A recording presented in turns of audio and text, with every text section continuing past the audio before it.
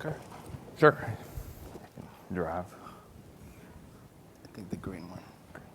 There you go. Awesome. Well, thanks everybody for joining us today. George and I, have a wealth of experience, really from all sides: contractor, managed services, C3PO, assessor, and want to share insight about documentation as part of the CMMC assessment process. I think this, especially with the transition from CMMC 1.0 to CMMC 2.0, it's a huge area of consternation. Where do you reach that, happy medium of we have enough documentation to pass our assessment, but we, not too much, and so it's, taking time of our personnel away from, doing the actual job. So I want to go through that, heard in previous sessions around, questions administrative versus technical controls and where you draw that line. And I think some of what we go through in this presentation will answer those questions where certain types of documentation can help you strengthen a case where maybe an administrative control is used in lieu of a technical control.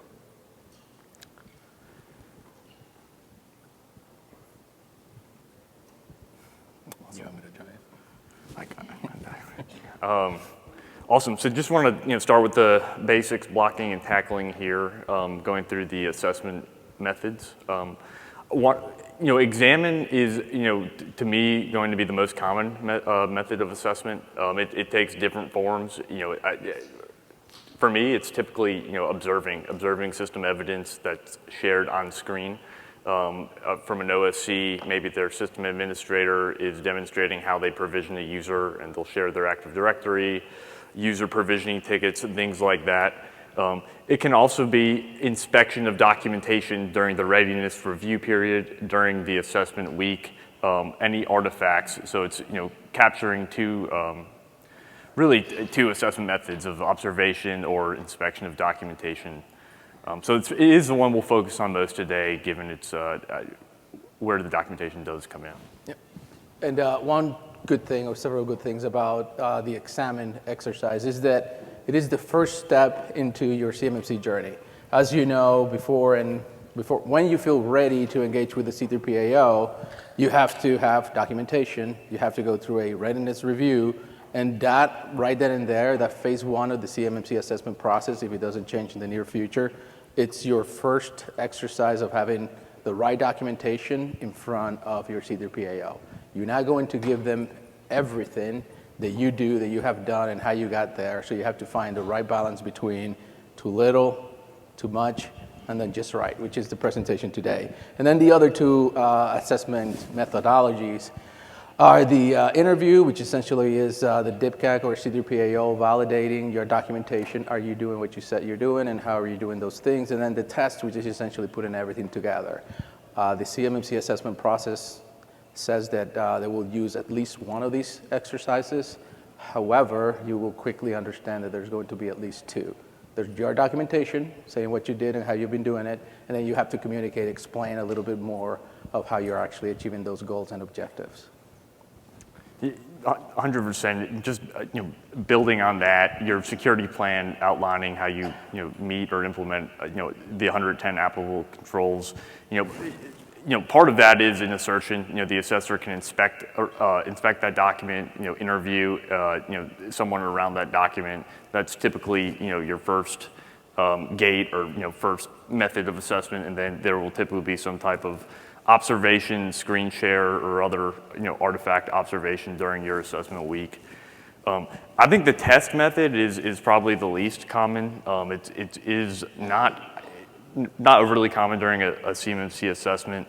I see that one come in a lot of times if a company is using the enclave approach, specifically if they're using a virtual desktop and their whole scope is contingent on separation between maybe their corporate environment and then a CUI enclave that's backed into virtual desktop. Well, a very common test is going to be, well, show me that you can't see folders or file shares from your corporate network when you're on the VDI. So testing that there is separation between environments to validate the enclave approach has been successfully implemented. Yeah, and an item of clarification on the test that I've heard many times: the DoD or the C3PAO is not going to install anything on your network.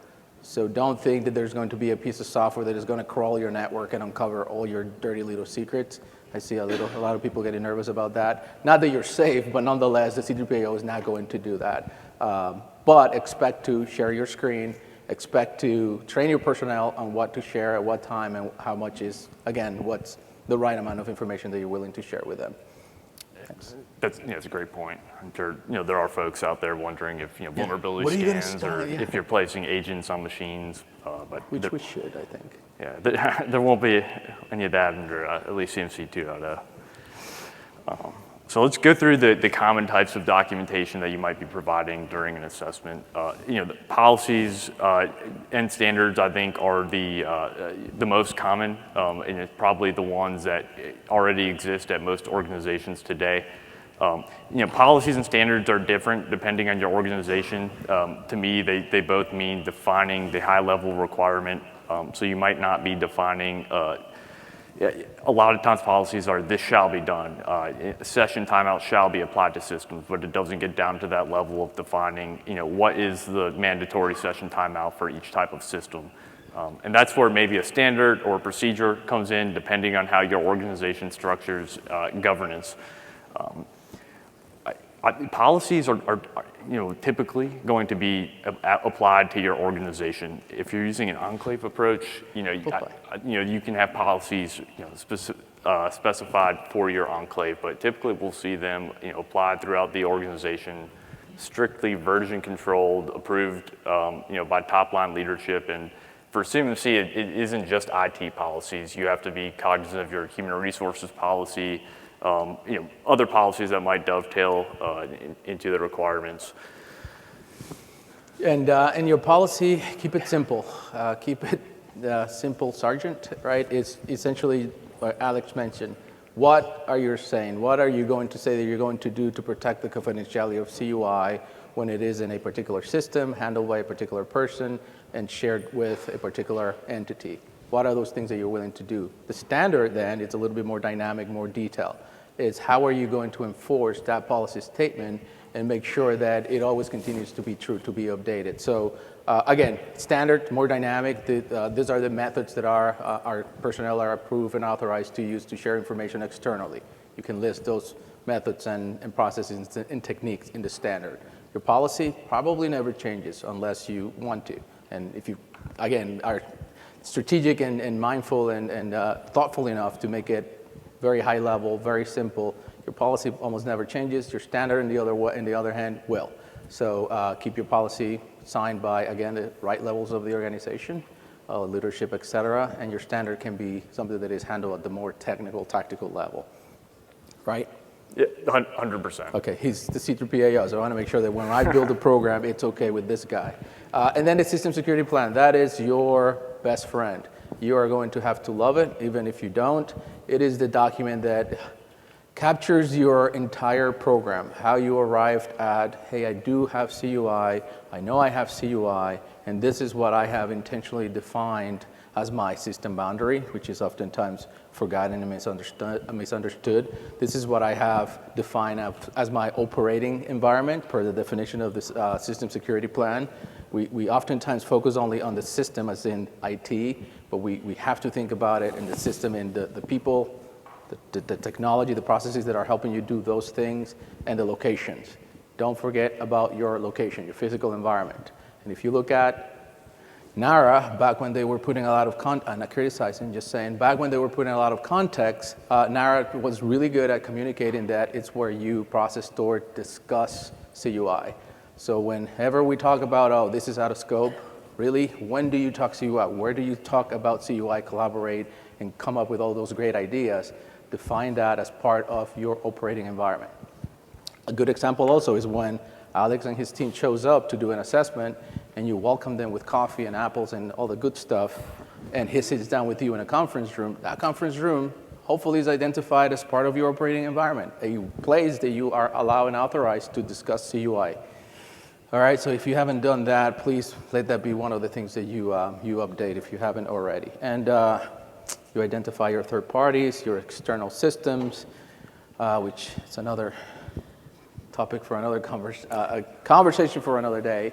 But yeah, you identify what and who and how you're going to allow to integrate with that system boundary, your scope, which you have seen many sessions before this one that talks about scoping, building the boundaries, identifying what are your technical controls, separating your business from your operating network, from your CUI enclave, all the way down to your CUI. And here is just documenting everything that you have heard today, or maybe yesterday if you went to the CCP and all those good trainings, and it's putting that documentation in a way that makes sense.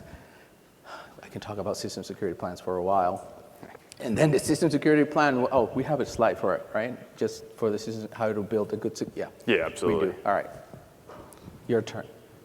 Awesome. Yeah, I'll close out with procedures, operational knowledge bases. A lot of times procedures are either a version control procedure. Sometimes they take the form of an OKB or operational knowledge base. So an internal wiki article, a Confluence site. It's effectively tactical guidance how you complete an activity that in this context likely supports a CMC control. Typically these aren't going to be incredibly version controlled or signed by that top level leadership. I do believe there should be some version control and they should be centrally stored. But effectively the requirements there aren't as robust as we expect for a policy or standard. So let me ask you a question about that. If the process is not version control and are updated, wouldn't you say that that's where the tests become valuable? Because if you're looking at your policy and then you're looking at your procedures and you expect the two to connect, when you're doing the test, you're validating the output is the same, right? So. Yeah, no, I do think testing is valuable to validate folks are doing what they say they're doing. I would say if you have a really detailed procedure, sometimes that will head off questions of or it'll head off the requirement to test, or the assessor will opt not to test because it's clear if you have it, this procedure, you're doing it. And you're not saying be vague. What you're saying is whatever you put in writing and share with the C3PAO, they're going to read and validate through the interview that you're doing those things. Yeah, absolutely. You don't want to get caught, putting something you're doing, and it gets awkward when we have to see an example and it gets quiet on the line. So you want to avoid that as much as possible. All right. Awesome. We'll keep going here. Yeah, I can go on this one. So you have a lot of documentations that inevitably are going to be created as you start your program and to validate that the leadership is making the right investments. But there's some documentation that are kind of optional, other ones that are absolutely essential. Like we talked about system security plan, which I can talk for days about it. You have to absolutely have a system security plan. Just a quick plug-in on the system security plan and why you have to love it. You should expect to have a system security plan before you enter score in the SPRS. So if you have a task to, hey, I need an SPRS score so that we can compete and get that new unique identifier that the DoD is asking for and that the prime contractor are looking for to validate that you have done a self-assessment and that you have uploaded a score, the system security plan is a requirement. So that will be your must documentation that you absolutely have to have. And having a system security plan doesn't mean that I started it in 2017, I made some changes, I slapped in some workflows and whatnot. It means that you have documented intentionally what your controls are, where CUI is, et cetera, and that you have approved that document. It has to be final. It has to be signed by someone. It cannot be a draft. A draft SSP is not an SSP, all right? Then you have your information security program, your information security policies, like Alex mentioned. It's not just about IT, it's also about how you're screening personnel. What are your policies and procedures for allowing someone to work from home or work from somewhere else? What are those rules of engagement? What are the things that you do before you authorize access to CUI? A lot of things come, CUI going into public accessible systems, websites, marketing materials, et cetera. Those are things that are not necessarily IT specific. So just think about the CUI program is your information security program, and now it has CMMC to validate that you're doing all those things. Incident response plan is a fun one that also should be considered as one of the, it's not a mandatory per this documentation, but you should treat it as such.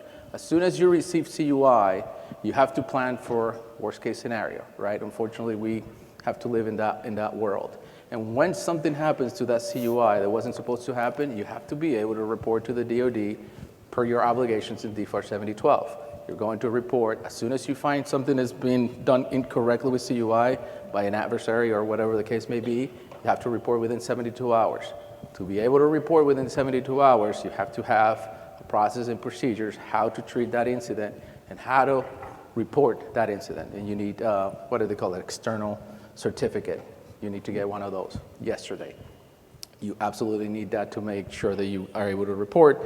And then the infamous shared responsibility matrix and customer responsibility matrix is if you have external services providers, CSPs, MSPs, MSSPs, et cetera. And anything else? And George, that's I believe your organization's space. You all play in somewhat of a managed services role. Yeah, somewhat, yeah. And for those providers that might not be hosting a cloud, right? What do you think the documentation requirements are going to look like for them when they don't have the requirement to be FedRAMP necessarily? Right. So there has been a lot of changes and new information from the final rule about managed services provider. If you are processing CUI and you are a cloud services provider, you essentially need FedRAMP. If you're a managed service provider and you are not processing CUI, you don't absolutely need to get CMMC level 2, but there's some obligations that you have to meet before you can help your client, your partner, whatever the case may be, become successful at CMMC level 2. So all of that is going to be documented, and I believe there was a presentation earlier on about this in a shared or customer responsibility matrix. What is that you as an organization seeking certification or seeking assessment is responsible to do, and what are the things that your managed services provider is going to help you achieve? If we go back to NIST 100-171 when it was first born, 2015, 2016, there was a lot of verbiage there that says that when you process, store, transmit, and let's call it protect CUI, which will be an MSP, MSSP, you have to, you don't have to, but it talks about how the organization will have an external services provider. I don't remember the specific language, it's not called an external services provider, but there was the context there that NIST, as it was designed, it understood that most organizations within the DIB will have a managed services organization helping them achieve the technical controls or even the physical security controls. So is that where you were going with the customer responsibility matrix? Yeah, absolutely. And as an assessor, I think it would be great to understand, what functions, what capabilities is that, that managed service provider helping meet for your environment. Which assessment meeting should we plan to rope them into, frankly, if they need to demonstrate how they're helping support or meet a control. And I'll jump in there because when you and I started talking about this, I love that you mentioned, hey, let's drill down that NIST 100-171 alpha, right? The assessment publication. When you look at NIST 100-171 by itself, it has high-level requirement statements. Remember, the assessment objective is, if you're not familiar with. When you have and require a shared customer responsibility matrix, make sure that it is detailed to the assessment objective level, not just identify users and processes and devices acting on behalf of. Make sure that it goes down to all the assessment objectives that are beneath that per NIST 100-171, which matches the CMMC assessment guide. Thank you. Exactly. We also highlight just a subset of potentially beneficial documentation. This list could go on, and I think. Don't take beneficial versus essential required as gospel. I do think it potentially saves the security plan. It depends on how your organization operates, how your governance structure is set up. But beneficial ones to highlight would be the procedures, as we mentioned, that can be a piece of evidence that you show an assessor to really demonstrate that we are following this process. In a previous session, I heard questions around baseline configurations. Example procedure or process related to that would be your actual server setup checklist. And if there are automated controls like there typically are with configuration management, the procedure should define what steps an IT, hardware provisioning person should need to take to make sure that those configuration items are applied to whatever asset they're setting up. See some organizations curate screenshots or other types of point-in-time artifacts. I love those. Ahead of time. Please make sure time and date are at least on those, so that they may be used. I think those can be used at certain times in the assessment, especially if they're not too stale. If we want to see a point-in-time configuration, in certain times those screenshots are helpful. I think they're really most helpful for organizations to verify their own readiness when they're curating those artifacts, and help personnel familiarize themselves, maybe with where a certain setting is that they'll need to demonstrate. I like that you mentioned and make sure that it includes the date and time. I've never heard anybody say that in CMMC. In Sarbanes-Oxley, yes, but not in CMMC, so that's excellent. What that means, everybody, is that you have to take, if you are going to use screenshots, which you should, just don't rely that that's going to answer everything. It's the entire screen. The bottom of your monitor that has the date and time, that's what he means by that. Not let me put a time and a date in it yourself, and I grabbed this from Google and good to go. It is your screen showing your configuration setting or whatever piece of evidence you have. That was really good. Thank you. Yeah, it's the accounting firm in me. Forbes Mazars is a professional service firm, but we did our lineage is a CPA firm, and that's big on completeness and accuracy. Awesome. A few other things you're probably going to want: information security roles matrix. Defining who is responsible for each information security function. That is actually a control requirement at 323. And then the operational knowledge base is just another item you can share as evidence around certain controls. Can you explain a little bit of that? The OKB, like what do you expect? What does that mean to some folks? An operational knowledge base. Yeah, so... Is that like your knowledge article saying, if I get a phone call from an IT, this is what I have to do as far as the steps? Yeah, say your ERP is in scope for CMC, which is somewhat rare, so maybe not the best example, but it's a good example. Yeah, OKB would a lot of times those ERPs have really specific roles in them, like in SAP. Your OKB would potentially define what each role is, if there are separation of duties required between roles, and really just tactical guidance of where somebody can go to submit a request for a certain system. So I think this is a good way to talk about if that is too much evidence, because that is very detailed, generally speaking, right? That's a lot of... Yeah, and here's a great way to make sure you're not doing too much. Procedures, operational knowledge bases, I really think that, as an assessor, we want to make sure the control is being, performed, it's implemented, as defined. So I would only do a knowledge base really when you need it to complete, to provide continuity for your business, to provide consistency for a process where you do need to document little or don't share it with Alex if you have one. That's if you need it, and just don't show it as evidence. Keep it for your operations. No, I thought it was relevant. Another session, another presenter said, if somebody gets hit by a bus, how do we make sure this keeps getting done? And I think at a high level, that's where the operational knowledge bases probably come in, and that's where they have value. Good times. You love this one. Yeah, no, I could talk the whole session on this. I honestly think this is the Konami code, so to speak, for passing an assessment. We've hit on NIST 800-171A. For those that don't know, that is the publication that is, effectively details how to assess the CMC or NIST 871 requirements. Within each control, there are assessment objectives. And those are, effectively the steps an assessor are going, what an assessor needs to determine through examine, interviews, and tests. Now, if you look through those assessment objectives, you're going to see they're worded very similarly in a lot of cases, and there are a few key words that I think everybody should really be aware of. Defined, identified, and specified are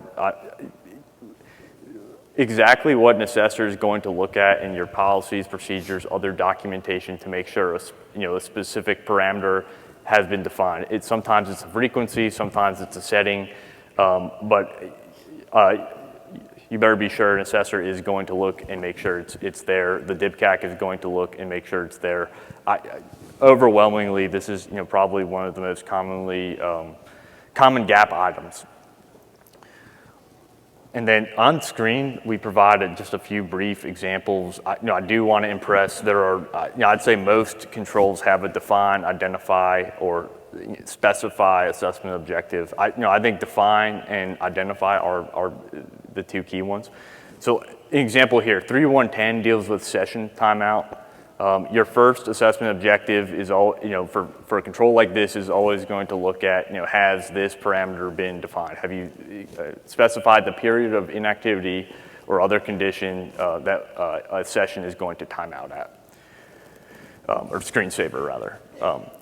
Then the succeeding objectives are going to look at, well, can we actually see the configuration on screen? Is it implemented as defined? But if you haven't actually defined it, we can't get to that assessment objective, and the control isn't met. So it will be tracked as a not met control during the assessment. And it does feel punitive because a lot of times the control is implemented, but if you haven't defined it, you're not meeting an assessment objective, and then you fail the entire control requirement. Which is also why you need a system security plan, right? It has to have all that stuff in your system security plan, all those details. Good. Yeah, and we'll talk where you define these. I think again, it takes different shape for different organizations. A large organization may have, or an organization that takes an enterprise approach may have less in their security plan around these, and really are able to point to specific policies, procedures, standards that outline, session or screensaver period.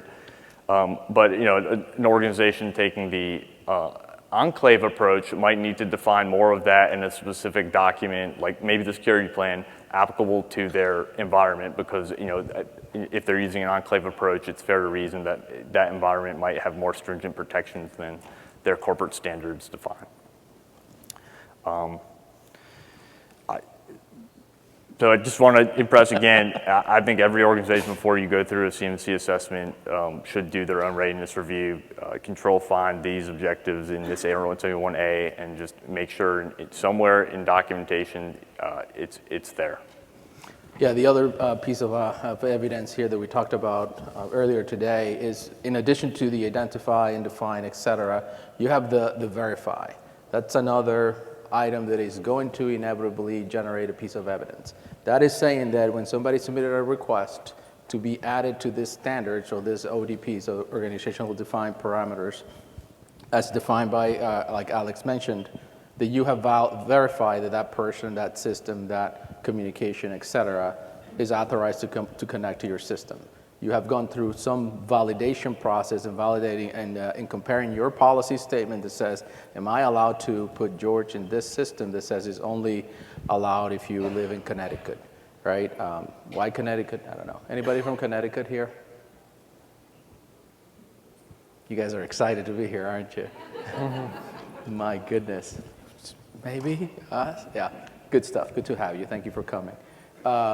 But yeah, maybe it's that exercise, validating that request, that change, that control has been executed as designed. Policy what, your processes and procedures, the how you're doing it, and that validation process is the evidence that at that point in time you did something, generated an artifact, and therefore you can show to someone an additional attribute as part of your body of evidence. You used a couple of examples on that validate earlier today. You want to share a little bit of that? Sure. Yeah. So I think this is an area that's evolving for CMC, and one that may vary from assessor to an assessor. But the controls, if you read them, a lot of times it will say somebody is screened prior to being granted system access. A lot of Connecticut, right? Sure. Yeah. A lot of times, folks think, let's just take a look at the background screen process, good to go. Really, we want, the ideal is you see the background screen process, and then you would verify that system access was actually provisioned after that was successfully reviewed or passed, or whatever you define as the in your policy. So when you show someone your access control list that has all those names of people and devices, an assessor like Alex, and hopefully that becomes a standard, is going to look at did you add that person to that access control list before or after the approval? So follow your processes, because it's going to become a little bit dangerous and a little bit more dangerous in detail and risk-based. So that's essentially what that particular activity is begging us to do, now, validate. I would caveat that the verification piece, I'd say, is somewhat of an assessor subjectivity thing, potentially just on judgment, since it, Yeah, it's true. I haven't seen many of you of C3PAOs do that. Are you good with this one? Yeah, we can. Oh, crafting an effective system security plan. So we talked about NIST 800-171 and NIST 800-171 Alpha, and how you have the high-level security requirements and then the assessment objective. Your system security plan is communicating how you are meeting the control. Some people like to have a system security plan that is very detailed and says every single item, how you're doing everything, and includes the processes and the procedures. Other people like to have the system security plan be slightly high level and point to other documentation somewhere else. Find a good balance in between those two. We have seen system security plans that are not necessarily communicating the identified, so it's kind of hard to start from that particular point in time and do an assessment, readiness assessment, gap assessment, leading to a successful C3PAO assessment. And the way I personally like to create, document, build system security plans is as if you're being interviewed by Alex and 14 Alex out there. Also think about your system security plan. With the example that Alex used, somebody gets hit by the bus. Think about how will somebody else build, manage, and maintain your security program if they grab the system security plan. Will they be able to do that? Think about it in that way, and that's probably the military in me, where we have continuity books and smart books for the Army. It's essentially that. Think about building that program, and that the one day you decide not to show up at work, which is okay, I've done it, somebody can pick up the system security plan and continue to create the evidence required to pass an assessment. I wish I could ask questions right now, but yes. Identify additional documents. Is always good to give enough details and point to the standards that we were talking about, the plans and the procedures. That way, again, same logic as the policy. The system security plan should be somewhat static, that you have that level of detail, and it doesn't require you to put through signatures every month whenever you think that something needs to be updated. Have those more dynamics items be part of the standards, like we talked about, the processes and procedures. That way your system security plan is reviewed periodically. You can make some notes and whatnot to update it every quarter, every 6 months, or every year per your internal review process. Anything else on SSPs? It should really be, I think what's too much and what's too little from your perspective as a I think it should be designed to head off questions of the assessor, which are, again, going to be based off NIST 800-171A. The absolute last thing you want is an assessor coming in, throwing darts, so to speak, with their questioning on how you've implemented control. That can open up cans of worms that, maybe unintentionally, that could be a control gap. So you really want to just be clear, have a defensible statement. I think that was previously mentioned of how you're meeting this control. You really just head off any possible questions, and again, NIST 871A is your best bet to double check that heading into your assessment. Yep. I think this is a good one. Yeah. And I like the double check. Double check your system security plan. That's doing that, doing the periodic review to ensure that it is documented to reflect the state of your program and that the controls are generating the intended output. Perfect. Okay. And we'll provide, I think, a few examples here of a good and a bad one. Give everybody a second to read, but we've just Can you read that? For this 352, we've just contrasted two made-up security plans. These are very relevant to what we've seen. This last month, I've done 2 joint surveillance assessments. One of the entities, I think both implemented the controls well. One of them really didn't do a great job on documenting what they did in policy procedure.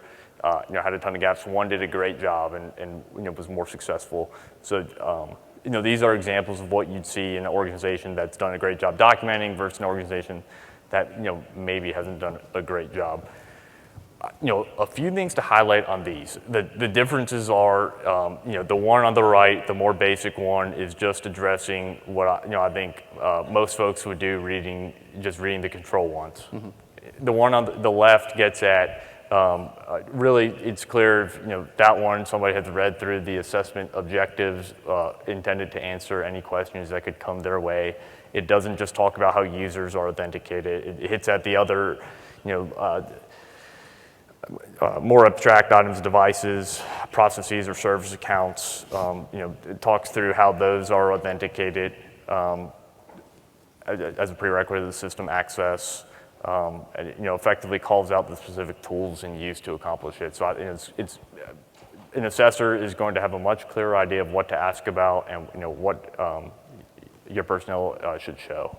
So I like this example in the way that if you pick the option on your left, that means that you want to be hanging out with the C3PAO or the DIPCAC in a conference room a lot longer than the one that puts the effort on the right. So look at it that way. Do you want to hang out? Yes. Do that one. And if you don't, or just hang out the right amount of time, you pick the option number A there, or B, or the one on your left. Even though it's longer, your assessment will be much shorter under A. I can promise you that. That's good. Perfect.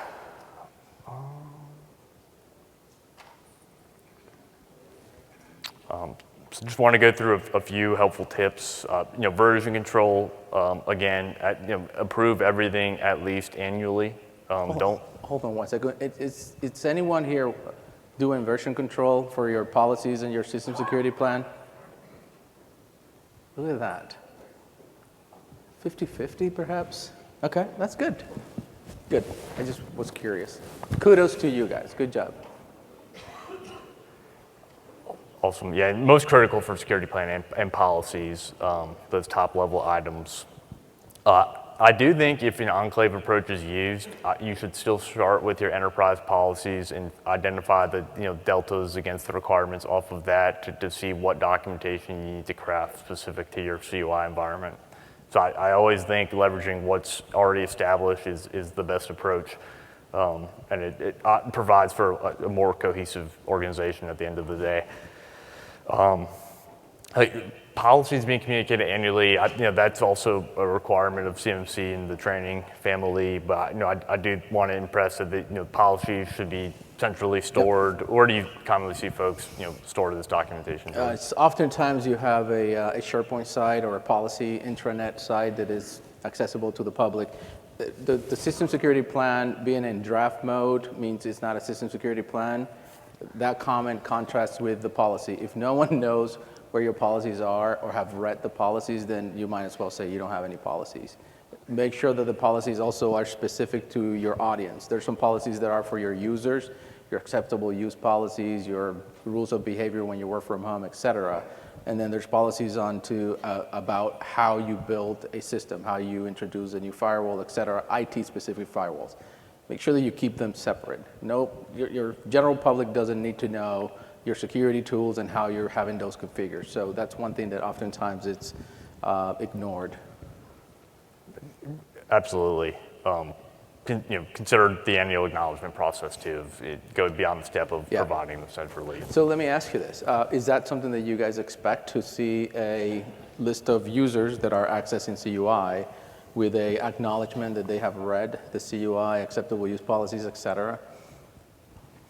Not necessarily. I mean, that wouldn't be typically if they say that in their security plan, I'm going to ask to see it for sure. Yeah. Otherwise, I'll more generally ask how they identify their policies to users, and if there's a wishy-washy answer, that's where we'll go deeper. But if you have a clear acknowledgement process, we'll see an example of that.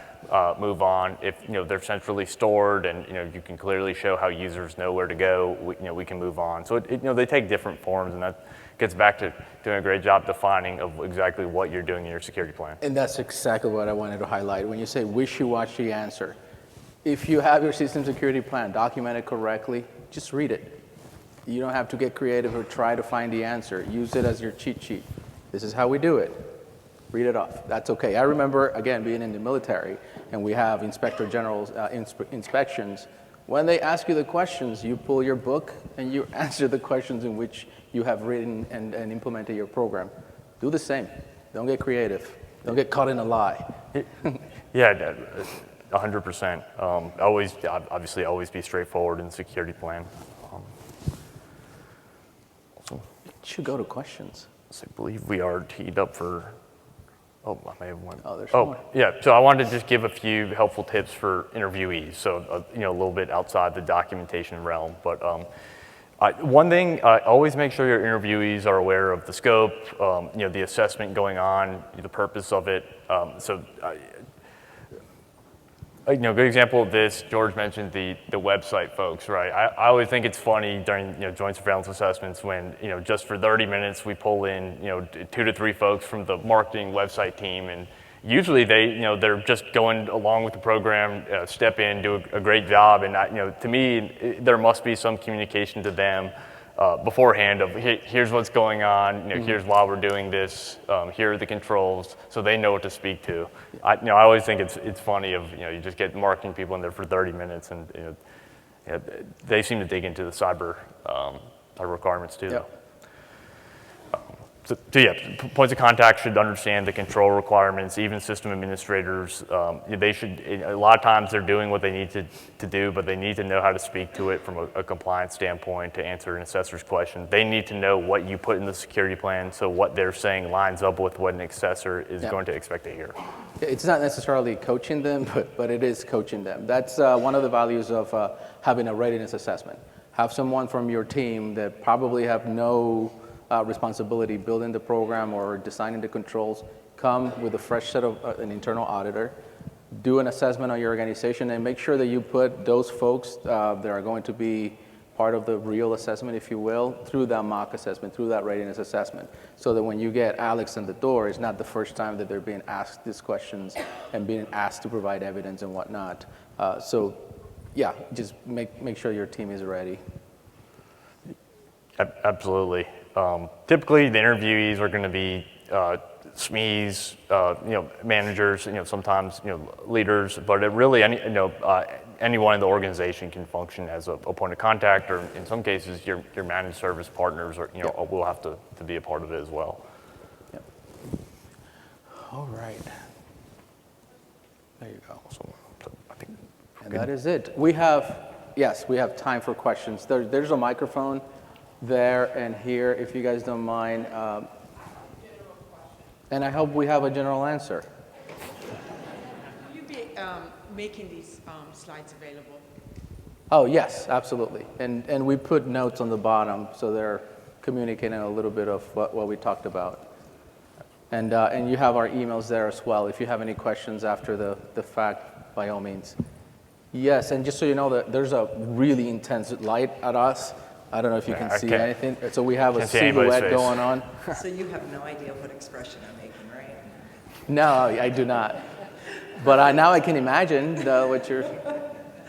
So when we're looking at our screen shares and specifically our established artifacts, so for example, when we stood up our firewalls according to our SSP implementation, we had our network team take a screenshot that included the date and the time, because otherwise it's just a pretty picture, and added that to our artifacts. As it began to age, I asked for an updated one. They provided that. Do you, as an assessor, have a recommended length of time that you would like to see those archives go back as part of your readiness assessment package, or would you be happy with a certain number? Okay, can I take this one? So as a person that loves implementing security plans, it's based, the first step is identifying the risk of that control. Why did you implement that control? Is to mitigate a risk, right? And how risky is that activity? Can you afford to only look at that control once a year? Maybe for the publicly accessible website, maybe because you have a good process there. But when things get a little bit riskier to the organization, because that's what we should think about the CUI in the organization, then you want to make those validations more frequently. Oftentimes, you define that yourself. Probably you start with a traditional approach of quarterly, and then you continue to mature that process. If every quarter you get a good sense of warmth inside that, oh yeah, my IT team is helping me do this, then you can keep it at every quarter or maybe put it every 6 months. But if you are getting at wishy-washy answers, then maybe you want to reduce that monitoring activity and or make it a screen share, a quick conversation. Can you show me this, that, and the other? Does that answer your question? And It does. Yeah. I guess, so our artifact collection as an explicit thing isn't necessarily tied to how frequently our network guys are reviewing their conditions, but I think it does help to know that maybe I could ask them for more screenshots a little more frequently. Yeah. And that would not hurt. Thank you. yeah, and you want to make sure that, it's that point in time.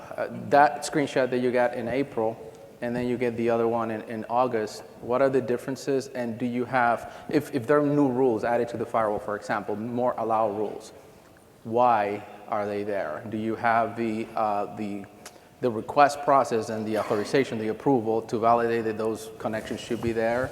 And if you continue to see that, yep, they're following the process, then you can be more forgiven, if you will. Perfect. Thank you. Yep. All right, awesome. Sorry, I forgot to ask if you wanted to add No, something. that's great. Yes. Sorry. Pointing over to the other side of the room. Yeah, I was waiting for you guys. But I have a specific question regarding, again, the SSP and the content of the SSP. So I've worked with organizations that believe that having a lot of screenshots, a lot of evidence could help them, quote unquote, set traps for the auditor, where the auditor might probe them, hey, can you prove that this is still valid? So would you say that the best approach is to kind of do a mix of both? Would you say it's better to just, have screenshots and that's it? Would you say it's better to just limit the amount of information that you provide the auditor and almost force them to ask you questions? Like, what would be the best approach for the SSP?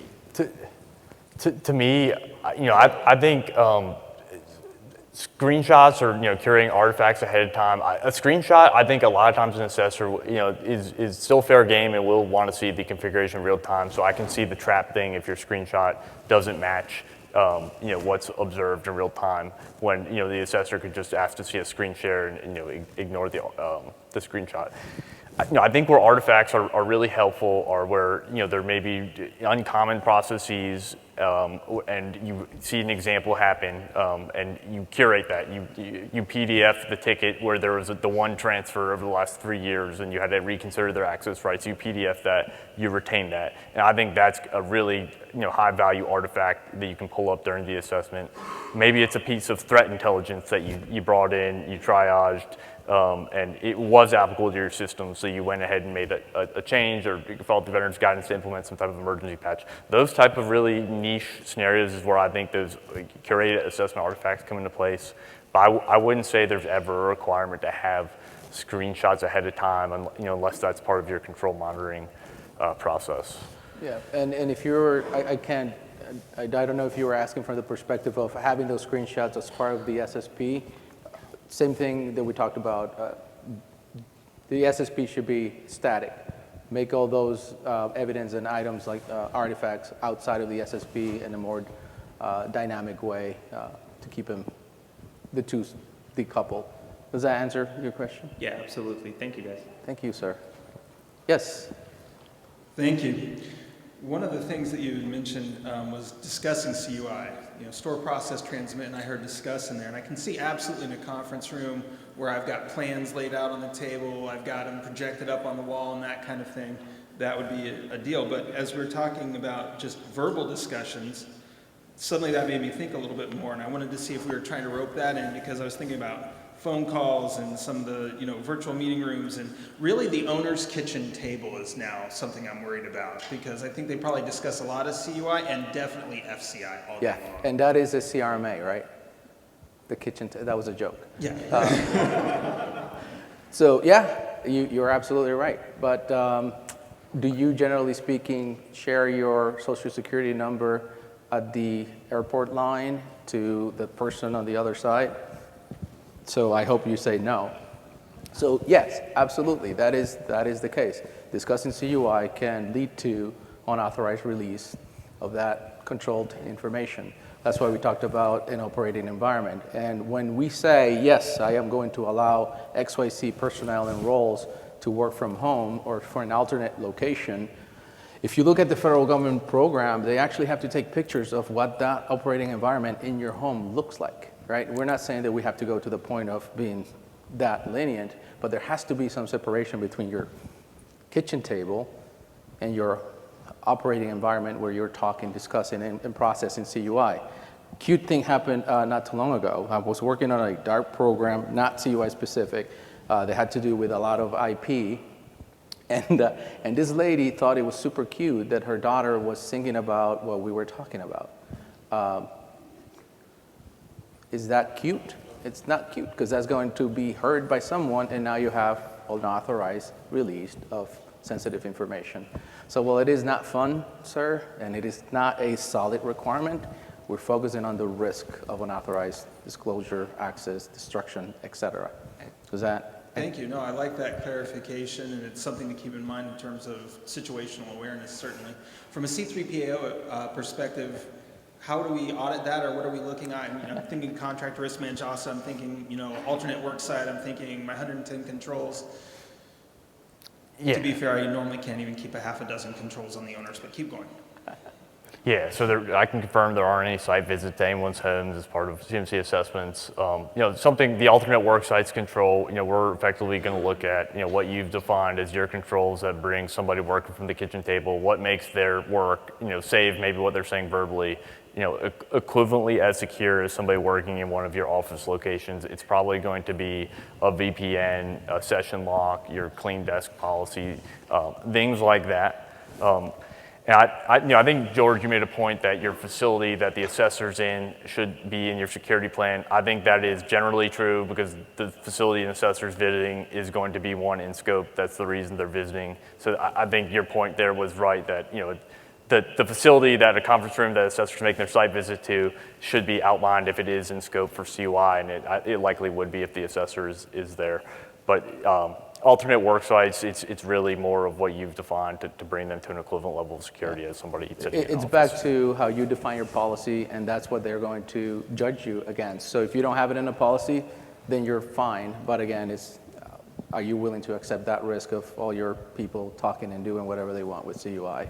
Thank you. This is like 1A, and I'll make it my last one here, but I know some folks who are looking to put VDI and GCC cloud together. Yep. The KVM exception in the new rule, and everything else is out of scope, including Yes. all their physical facilities and that kind of thing. I love this that. Would seem to go against that. No, sir, it doesn't, because in that example, we're talking about systems.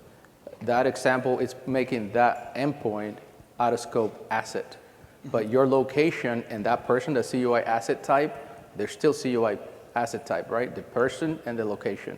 So that is a beautiful question, and I'm glad you asked it, because that is an item that we have to make sure that it is understood and communicated in what better setting than here. And if I'm wrong, please find me, correct me, show me evidence that I'm wrong.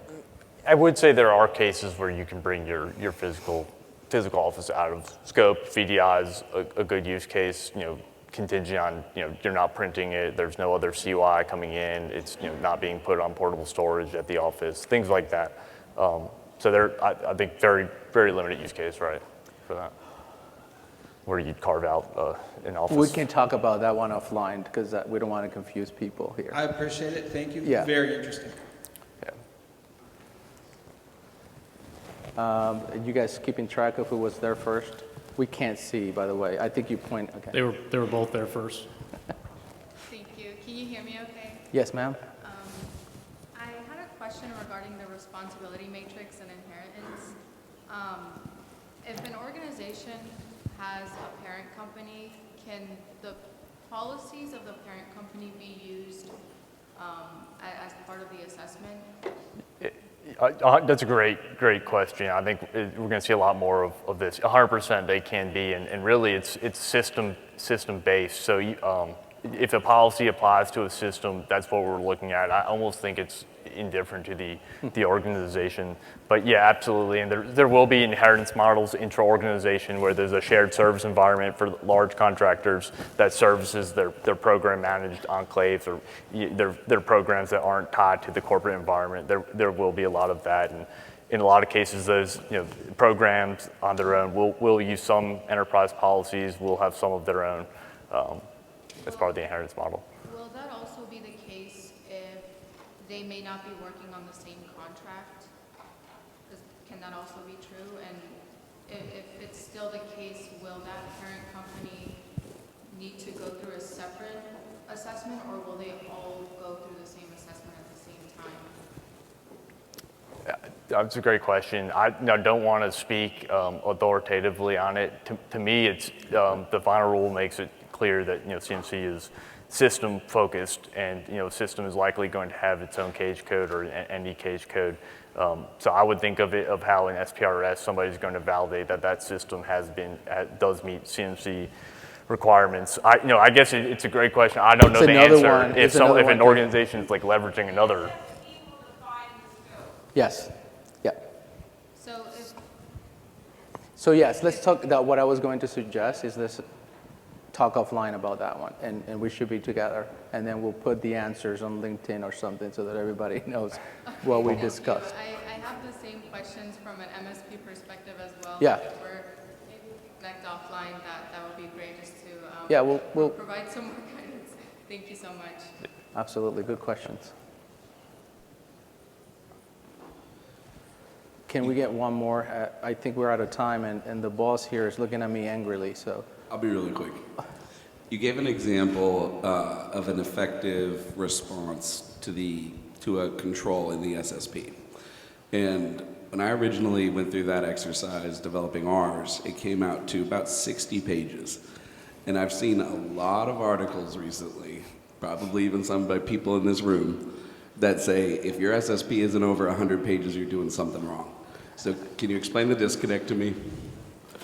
You want to take that one? Yeah, I mean, some of it comes with formatting for sure. I would say it just depends if your security. Some people use their security plan as a map, and they map it out to other documents, policies, procedures that will get into the nitty gritty of a control. Some folks put it all in the security plan. The first school of thought is that way we just update our policy procedure set as normal, and the security plan doesn't really need to be treated as a living document. I, as an assessor, prefer the alternate approach where the security plan really does get into the nitty-gritty directly. There's not as much, triaging. Either approach is fine. So I do think the security plan needs to be detailed enough. The pitfall is not describing how a control is implemented, not going through the assessment objectives, making sure they're all addressed. So I can see both schools of thought. I think 60 is reasonable, depending what you include in there. Diagram-wise and how you formatted it.